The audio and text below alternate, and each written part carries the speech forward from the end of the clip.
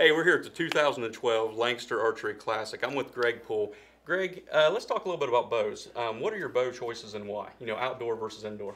Well, for me, having a 32-inch draw length, I'm fairly limited from the get-go. So for me, virtually any bow that I choose, whether it's a hunting bow or a tournament bow, I have certain qualifications that I use.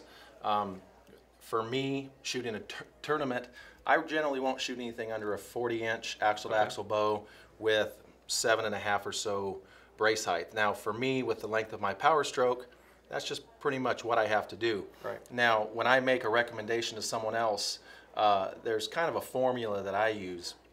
And everyone today goes, oh, you know, a 5 or 6 inch brace height's not forgiving, and axle to axle. And while that may be true for someone like me, when I'm making a recommendation, what I do is I take someone's draw length and I minus the brace height from that, and I divide that number into the axle to axle. Okay. So what that does is that gives me a ratio. Now, this ratio means nothing to anybody else. Right. But for a perfect example, I took Levi Morgan shooting a Apex 8 and ran this ratio through it. I then applied the exact same math to Samantha Morgan shooting a 5-inch brace height monster. Okay. For Samantha, at her draw length, the monster had virtually the same ratio as Levi shooting an Apex 8.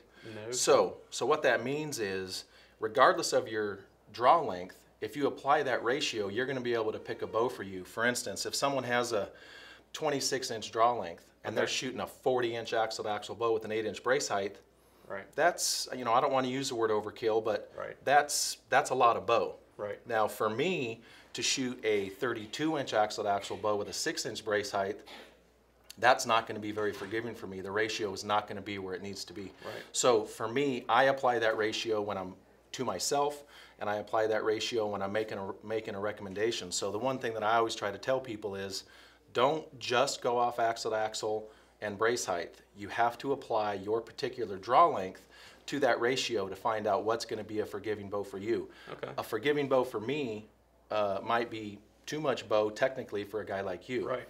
A bow for you could be severely unforgiving for me simply because we've applied that ratio to it. And I've found across the board, no matter what the brand of bow is, you apply a ratio like that and you're gonna end up seeing right away that just because there's a low brace height doesn't necessarily mean it's unforgiving. Right. Now, is there any tips, you know, for not only the new guy, but the guy's been in there a long time? It doesn't have to be like bow choice related or anything like that, but any kind of tips that you could give them, you know, might elevate their game. Yeah, the one thing that the bow that comes to mind right now is I don't shoot one, but is the new PSE bows. Okay. The Freak and the Dominator. The Freak and the Super ME, I've already heard a couple comments of people going, well, it's only 38 inches axle to axle. Your particular target bow from Martin is the same way. The axle to axle, that's great, but you need to look at the overall length of that bow. And with the PSE bow in particular, you literally have to add almost 4 inches to the overall length of that bow beyond axle to axle. Okay. Now, the axle to axle is it's the industry measurement. Right. However, you need to take the actual measurement. So tip to tip on cams. Exactly right. Okay. Because that's really the measurement that matters. That's the measurement that determines string angle. That's the measurement that determines everything else. So your bow, the Shadow Cat, is one of those bows that doesn't quite add as much as the PSE line does. Right. But it does add some. Conversely, if you take a Vantage Elite Plus, like the bow that I'm shooting this weekend, of course I have number 7 spiral cams on it, so I'm adding a little bit to it. If you take a Matthews Conquest 8, the Apex, because of the small idler wheel on top and how the cam rolls over, it doesn't necessarily add all that much to that particular equation. So the one thing that I always try to tell people is that axle to axle is great, but that's not always a determining factor for me.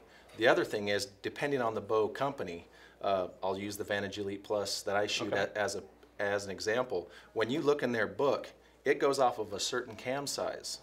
So when I get a bow with a number 7 spiral cam on it at a 32-inch draw length, it's going to be different than somebody. It's going to be different axle to axle, and it's going to have a different brace height than someone who ordered it at a 28. Right. And that's something that most people don't really know, is when you look in the catalog, unless you're ordering the standard length, that's not necessarily the specs you're going to get. Okay. Well, sir, I appreciate your time. All right, thank and Let's you. go eat some hog. Let's go.